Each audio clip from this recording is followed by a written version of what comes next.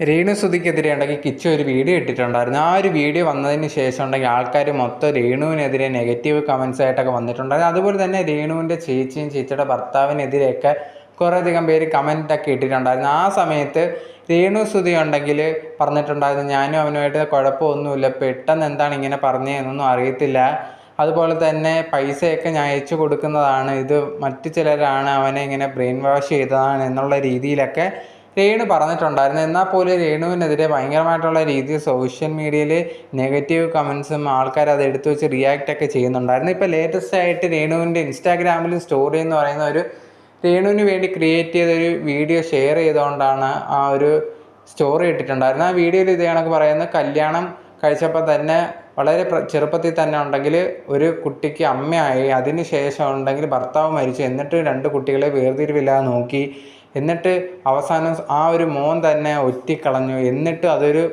വികൃതിയാണ് എന്ന് വെച്ച് കളഞ്ഞു.